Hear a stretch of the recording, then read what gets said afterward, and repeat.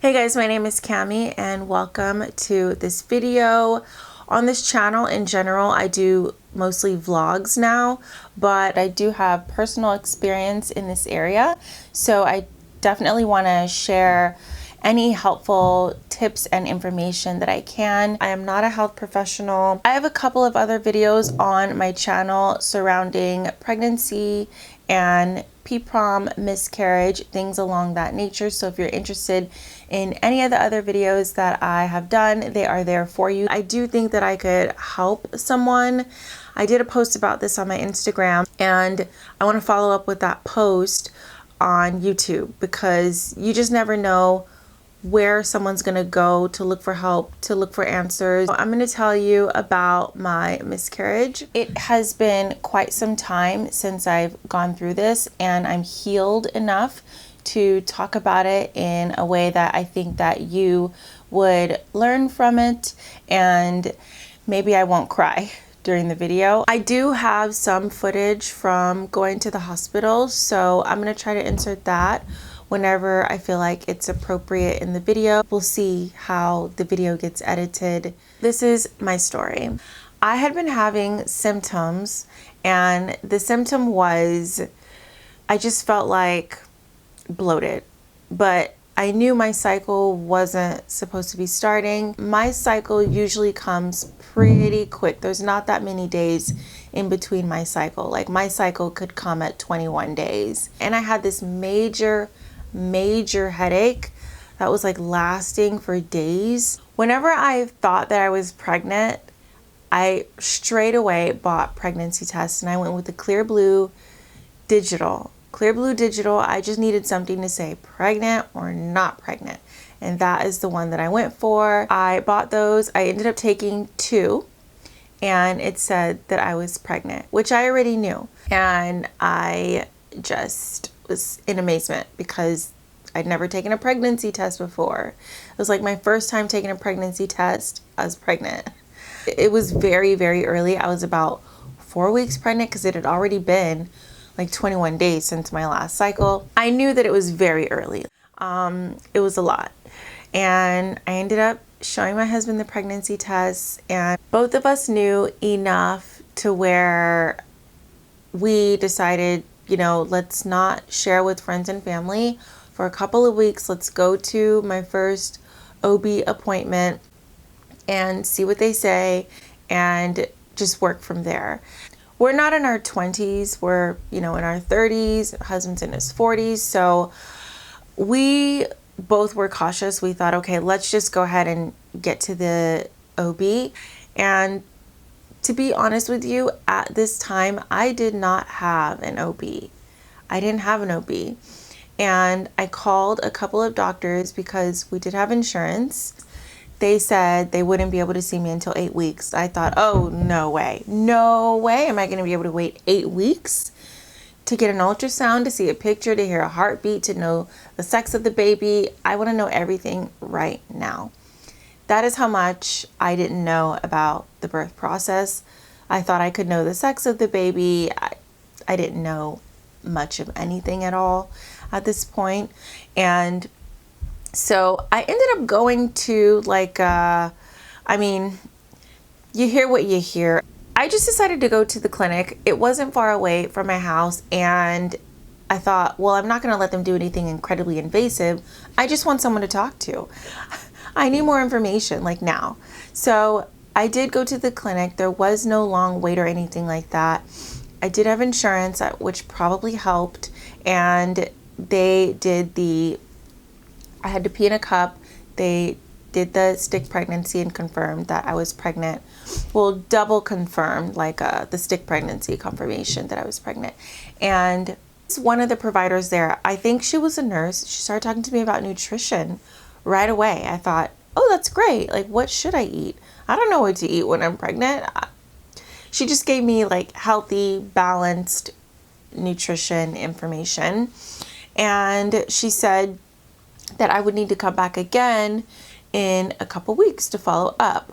I can't remember how many weeks she said, probably around the 8-week mark, 8 or 10 weeks, right? So I went home and that was it.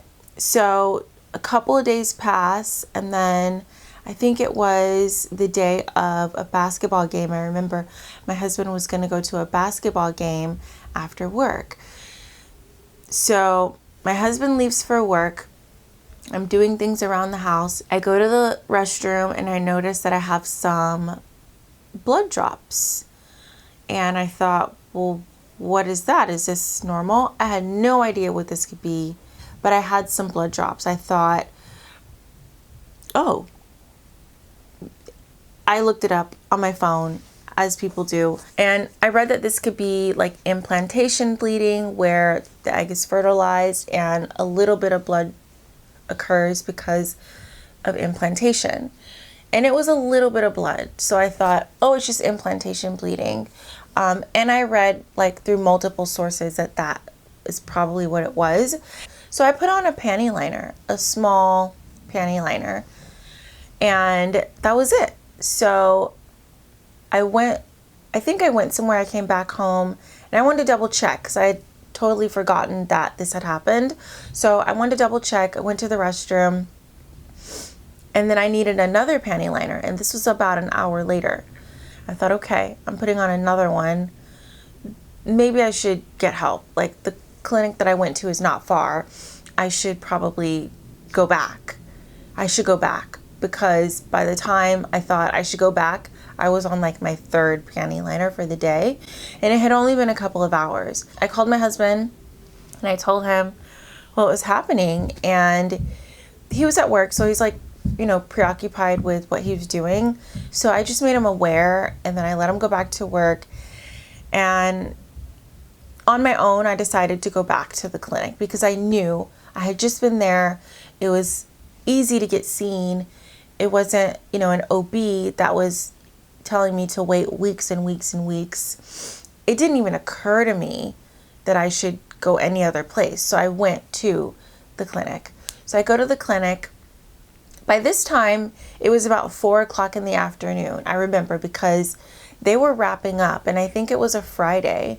They were wrapping up to close, actually. I ended up seeing the exact same person that saw me when I went in a couple of days prior, and I told her what was happening, and she said, well, how many pads have you soaked through? And I told her, oh, I haven't soaked through any pads, just like a couple of panty liners. And she said, I should go to the ER if I feel like I need to. That's what she really said. If you feel like I need to, go. I think there's something where medical personnel cannot actually tell you what to do, like a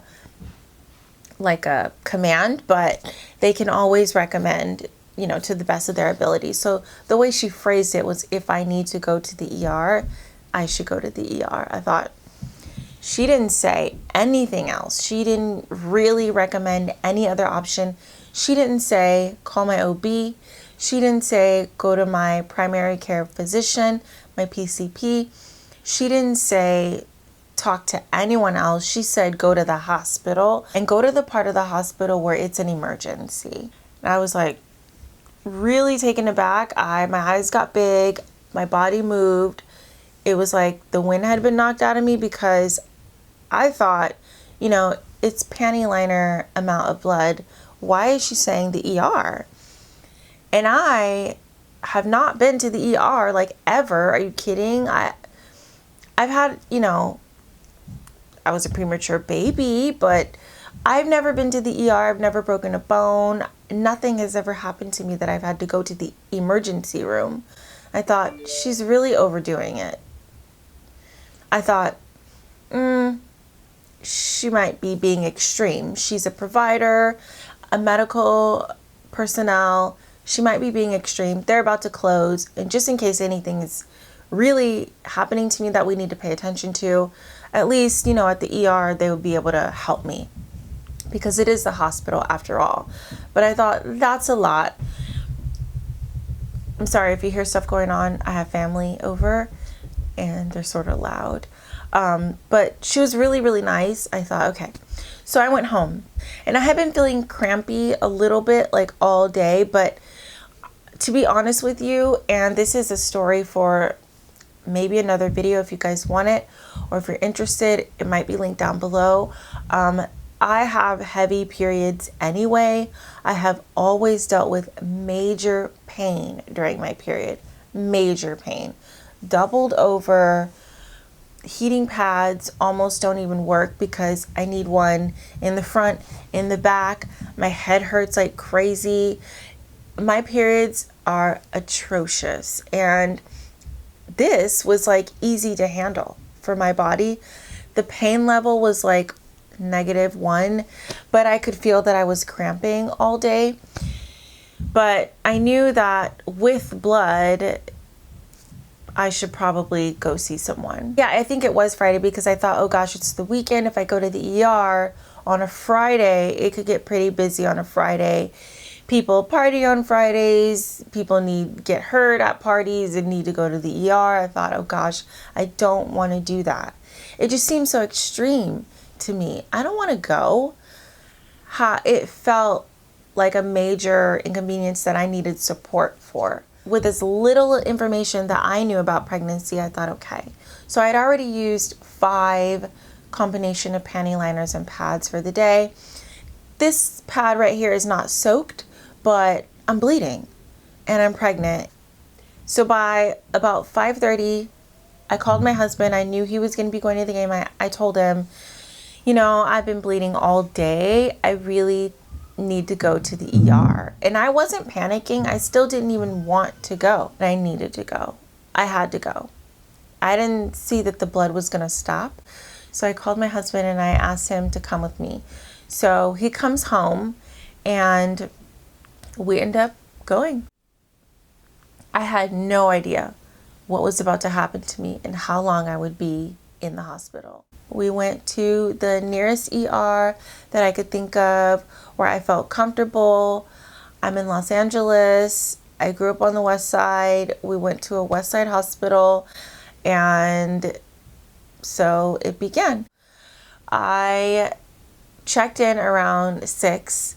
I didn't know what was going on. I told them that I'm having bleeding and I'm pregnant. That's it. Still just thought, let's just see if the baby's okay. Oh, I've not ever heard the heartbeat. Let's hear the heartbeat and, you know, figure out how to stop the bleeding. That's what I thought. I had no idea. There were about 4 people in the ER in front of me. I think I waited for just about 35 minutes, and then they decided to take me back. You guys, I had no idea what to expect in the ER. I didn't know about the long stay that it was going to be. I didn't know how many medical personnel I would see. I saw so many medical personnel. I had no idea what was about to happen to me. So I had to pee in a cup, and I also had to remove clothing from the waist down, and I wore like the hospital gown. And I was in my own room. I was in my own room. Yeah, I was in my own room. So it's the ER.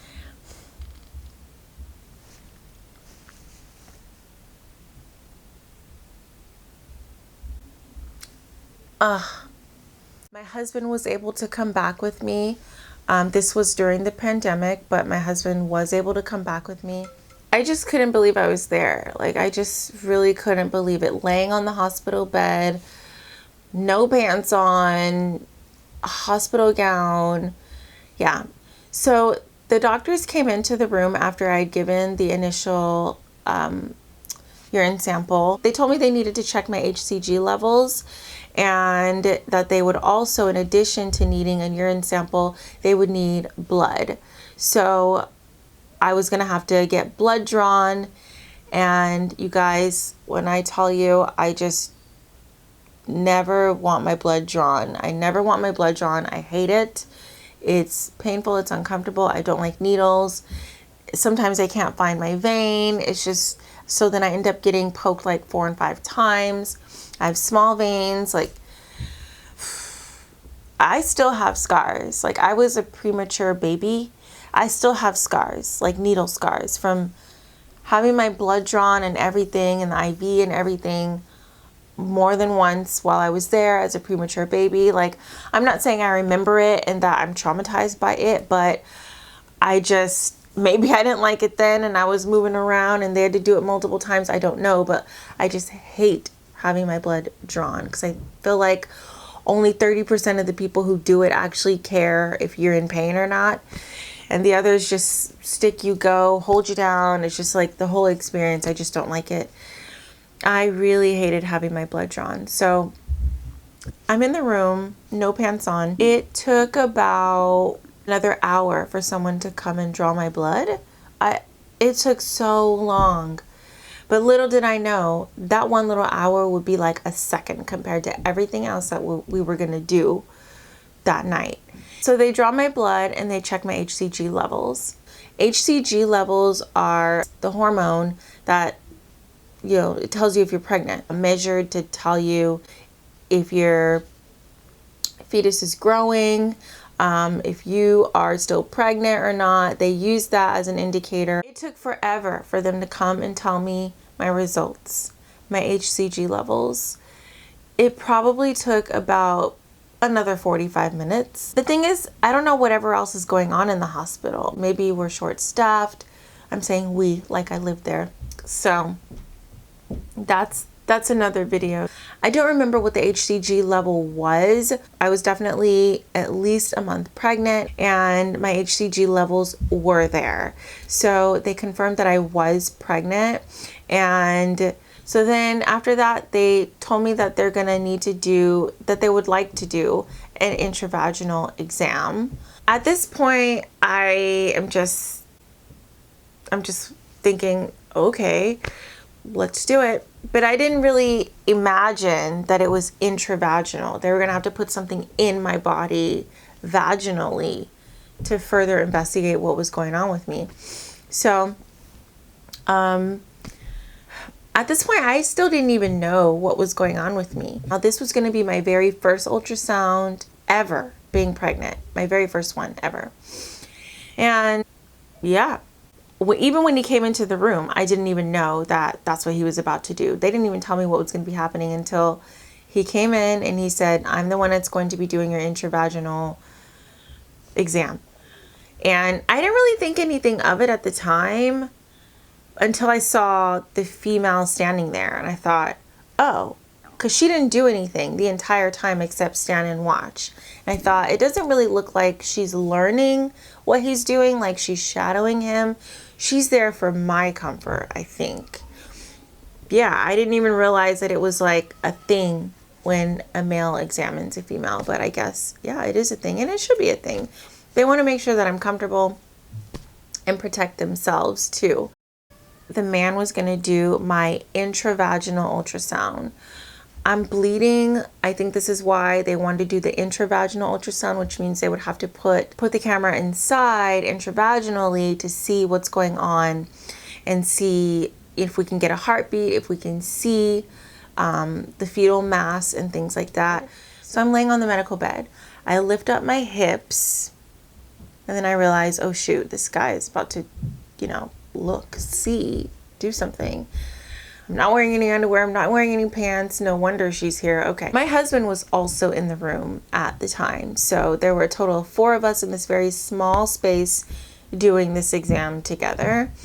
So he had me put my hips back down on this cushion. It was like an angled cushion to where my hips would be facing upward like this. So you could actually like see what was going. So he could, you know, put the thing in easier. It felt like 10 minutes. It felt like for 10 minutes there was something in my body that I did not want in my body. The man was gentle as he could be. I felt like he was regular, but for 10 minutes I had something in my body that I didn't want there. And it was awkward and it didn't feel comfortable at all. And it was bloody and it was messy. It was a lot. And so he is the one who actually ended up saying in the room with all 4 of us there that he did not see a mass. He did not hear a heartbeat. We did not hear a heartbeat. So there is dead silence in the room. It's so thick. I was just looking up at the ceiling because it was really dark in the room anyway. I didn't look at my husband. I didn't say anything to my husband. He didn't say anything to me. Medical personnel didn't say anything more to us. I didn't say anything to them. I just thought it was so quiet. It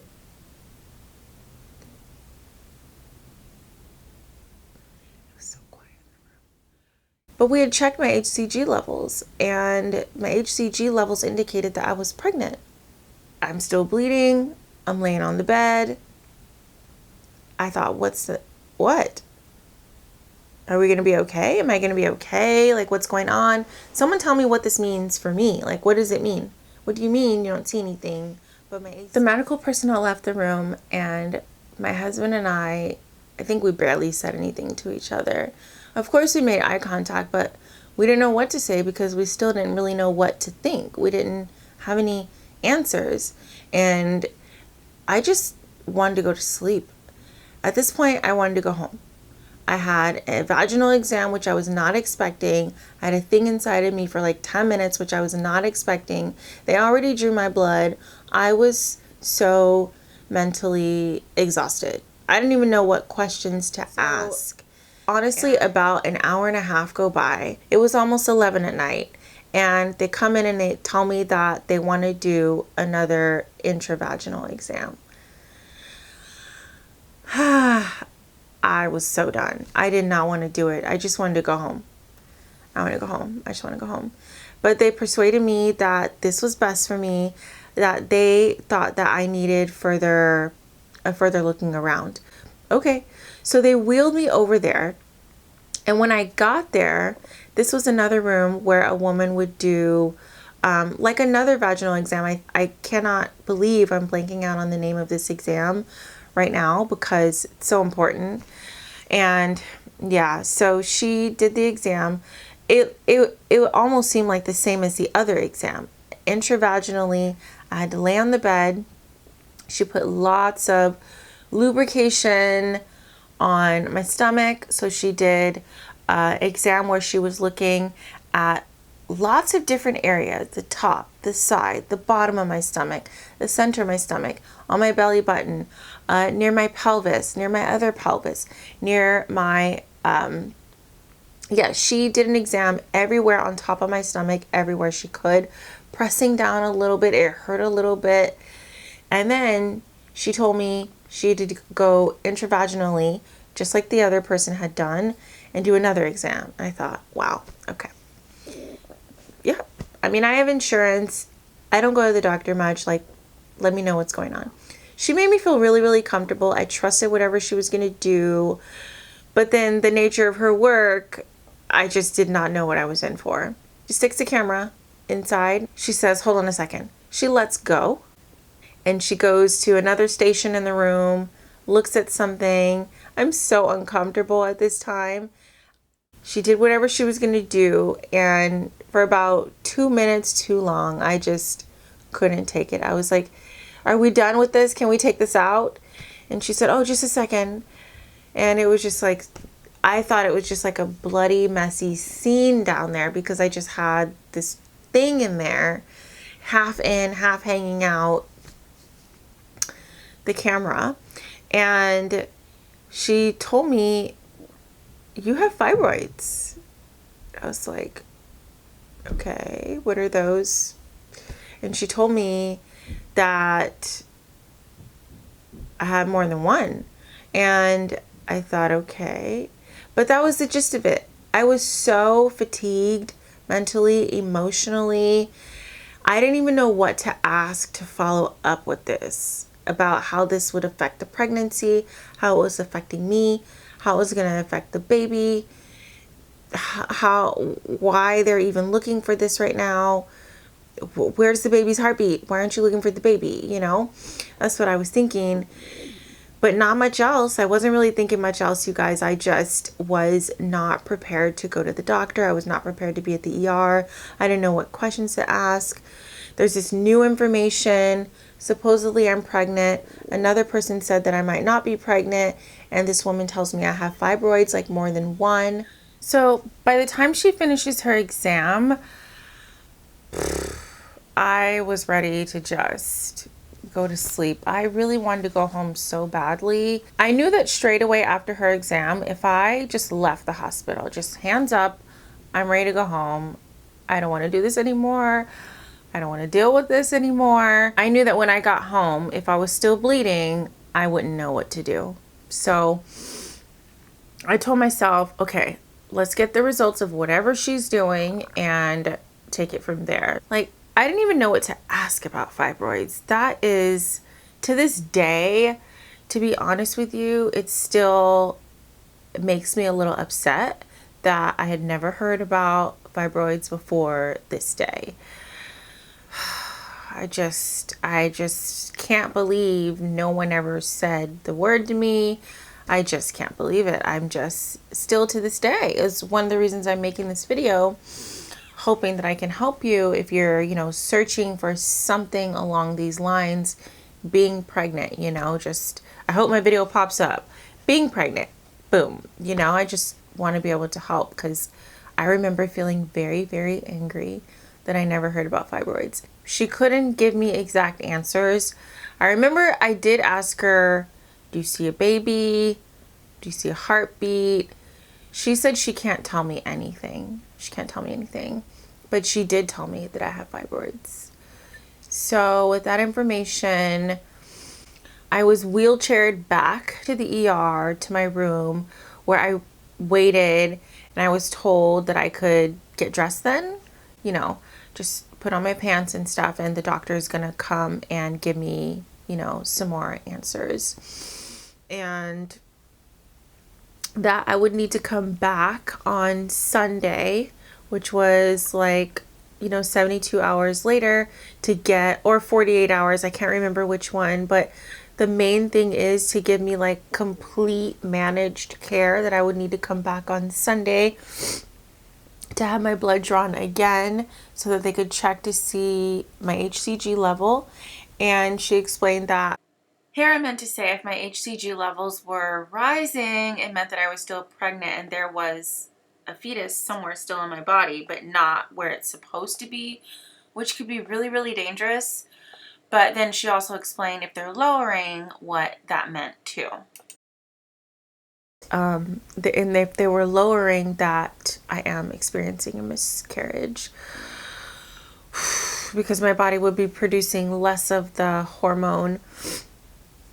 And yeah, and I just remember thinking, you mean this isn't over? Like, I have to come back? I don't want to come back.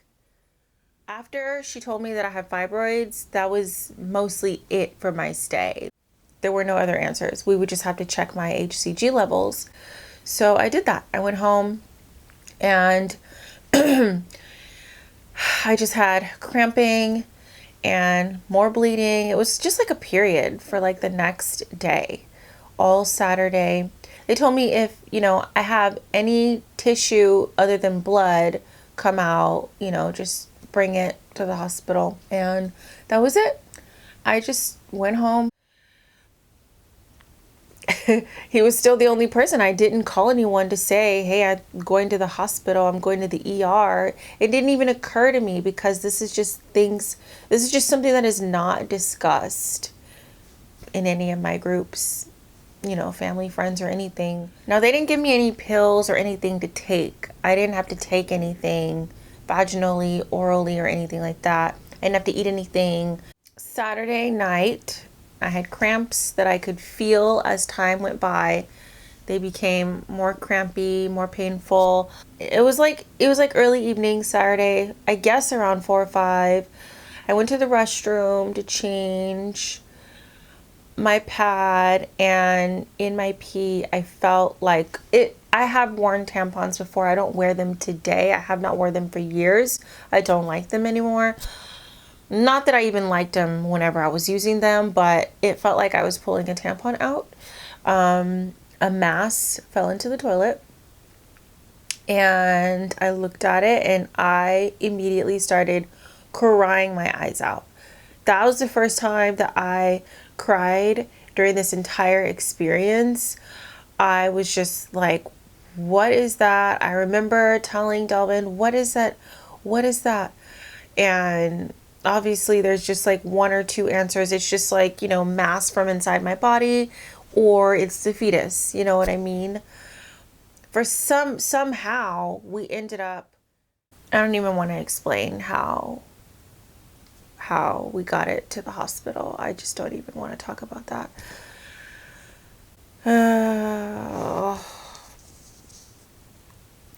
Somehow the next day, on Sunday, we ended up taking the mass with us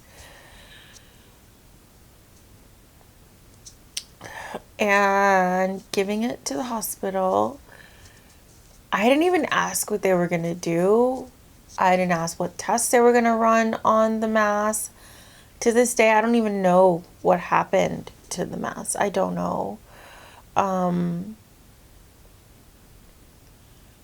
Now that I'm more informed on, you know, now that I'm more informed on pregnancy and things like that, I probably could have gotten an autopsy. I don't know. What caused the miscarriage, you know? Just to look for some more answers, I probably could have asked for an autopsy. I don't know. So we go back on Sunday. I had to go back to the ER to get my blood drawn. And this was a very short trip. Medical personnel came in 20 minutes later after I got my blood drawn. I didn't even wait very long to get my blood drawn. She came in, and I think at this point, like, I was so delirious and exhausted. I think I was like joking with my husband, who had been by my side the entire time and so patient and so supportive.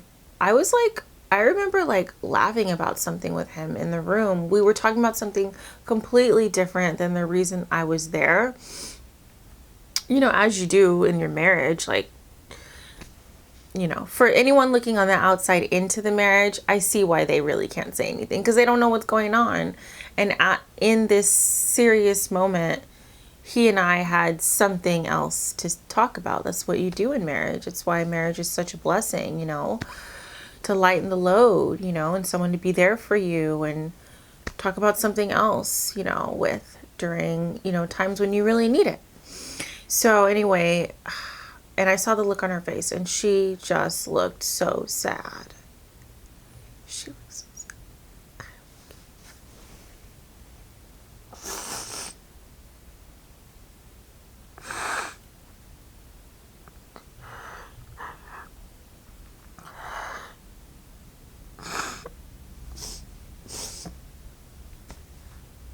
It was like she knew that even though I had found a moment to laugh about something, that I was really hurting inside.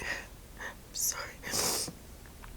She knew that even though I had found a moment like of light, that I was actually hurting inside. And I saw her face, and she was so compassionate, and she told me, you know, that her sister has gone through this. And I thought, well, what's this? And she finally said, sorry, my voice has changed. Let me calm down so that you can hear me talk. She said that I'm experiencing a miscarriage and that her sister had gone through it. I didn't immediately start crying or anything. I just think the Lord was just covering me so I could be strong enough to get through the whole experience. Yeah, she said that I'm experiencing a miscarriage, and even at that moment, like, I was still bleeding. You know, I had a new pad by then. I had a few of them by then. They did say that my HCG levels were dropping and that I was definitely experiencing a miscarriage. And the crazy thing about it is it's not even called a miscarriage. It was called abortion because of the way that this was all happening. And I thought, you know what? That seeing that on paperwork is completely messing with me. It just would mess with anybody, because you're thinking, no, I didn't go and purposefully abort this pregnancy. Why is it called abortion on the paperwork? But that's what it was called. And that really messed with me. I thought, no, they typed it in wrong. Someone, you know, is just being a certain type of way. But yeah, when they gave me the paperwork and it said that on there, I believe there was a medical personnel who explained that this is just what it's called medically. It doesn't mean, you know, here in the natural world that I actually elected for an abortion.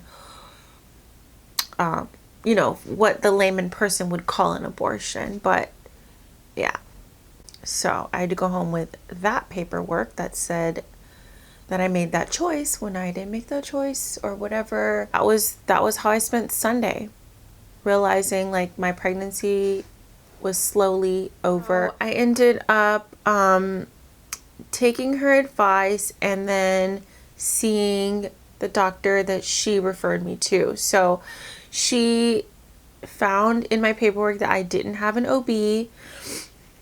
And so my body had not regularly been checked on. I was not checking up on my body. And she referred me to an OB who does work around women with fibroids. Yeah, so I don't know. So that was really the end of it, but I was happy to be seeing an OB the next day. I think I saw him on like that Monday. Like they made like an express appointment for me to go in that Monday. I bled for weeks after that. Probably, gosh, like at least 14 days, at least 2 weeks I bled after that. And I just, you know, it was like having a period, but a very long one. Wow. Whenever I was going through it, I thought there's has to be someone that could have prepared me for this. I've never had a conversation with anyone in my village, anyone that raised me, anyone that educated me at school. Like, I just don't remember any sort of conversation around miscarriage. This happened to me and I was completely unaware of the signs and symptoms of it. I was completely unaware of how to prevent it to any length. I was completely unaware that I was at risk for miscarriage. Completely. Yeah, I went and I had my first like real OB appointment. This is ridiculous that I had my first real OB appointment after a miscarriage. As a married woman in my 30s, that is literally the reason why I'm making this video. I cannot believe I had not been seen professionally until like 3 years ago. What? This is just not okay with me. So, but that's another video. I'm just gonna, yeah, so I saw this doctor. I felt very comfortable with him. I think that he also did a vaginal exam. Did he do a vaginal exam? No. I can't remember what happened at that one. I can't remember what happened at that appointment. He did let me know that he was specialized in all these areas and that he really wanted to, you know, because I had already passed the mass and everything, I was already definitely having the miscarriage and I was just bleeding out the rest of it. You know, we could focus on other areas of my health, really, is what my takeaway was. So I was there to focus on other areas of my health as well as do, you know, a general follow-up. So if you have an OB, follow up with your OB right away as soon as possible. Even try to be a walk-in. If you're like me, you'll show up even without calling and wait the 2 hours, 3 hours in the doctor's office until they can see you right before lunch or right after lunch. I would do that. That's my personality. A lot of people think that that's very inconsiderate for the whole system. I get it, but this is your health. This is your body. If the wrong things happen to your body for too long of time, you could die. You know what I mean? So I would say just, if you ever need your OB, like if you think something's wrong, show up. That's just my personality, but I can go in depth with what situations I would recommend that you just show up before on another video. So yeah, that was my experience. Wow, I did not think I was going to get emotional during the story. I thought I could just tell you the story. I even felt like, oh gosh, I hope I have enough information for everyone to even tell this story. But miscarriage is not as uncommon as some people might think. So this is someone that I would recommend having an OB. I would recommend you have an OB if you are 13 years of age or over. That's just plain and simple. If you have a guardian or parents with full-time jobs and you know that you're on their insurance, I would recommend that you discuss with your guardian or your parents, you know, going to the OB to check up. It's called like a well woman checkup. It's once a year. Just say you want to get your well woman checkup. And my goodness, I hope that you have guardians or parents who will take you seriously. And you know, you can ask for the insurance information, go on the website, find a doctor yourself who is in your insurance. You can, you know, tell your guardian or parents that you were willing to do this work on the computer. Go log into your insurance and find the doctor. You're willing to go that far and do the work, make the phone call, make the appointment. I think that you can be on your guardian or your parents' insurance until you're like 24 or 26 or something like that. So I would say do it every year. Get your well woman checkup every year. And I feel like if I were to have done that, because I had insurance, I had a guardian, I had parents. I don't think I didn't have a full-time job when I was 18. I didn't have a full-time job until I was probably like 24 or something. So when I got my full-time job, then I got my own insurance and I could do all of this had I known. I didn't know, and I didn't do all of this even when I had my full-time job when I was like 24. So I'm saying go ahead, get your well woman checkup, use your insurance. It's being paid for by somebody for you, so use it. If you don't have insurance, there are tons of free resources. The only one that comes to mind right now, I'm not in front of my computer and I don't have notes about this. The only one that comes to mind right now is Planned Parenthood. If you want to get checked up for something, go get checked up for something. You don't have to pay for services if you don't have any money. That's just, you know, something I know about. You can also get like prenatal or family counseling around having a family. So anything having to do with your body, you can go and get checked up, okay? That's my advice to all my little sisters out there, all my cousins, all my everybody, you know. You are who I'm making this video for. And if you have any questions about anything, just leave them down below in the comments, because other people are going to watch this video. They're also going to have some answers. I have some other videos around the topic of pregnancy and the female body that I've had experience with personally, or that I've learned about from close friends and family. So if you're interested in any of these other videos that I have on my channel, and I'm also linking them down below in the description box. All right guys, so thank you so much for watching this video. If you watched it and you learned anything, maybe you don't have any questions but you learned something, feel free to write that down below in the comments, just for people who love to read. And I will be making more vlogs and other health related videos on this channel to the best of my ability. I am not a health professional. I am just your person out here who has experienced things, and I want to share with you what I have learned.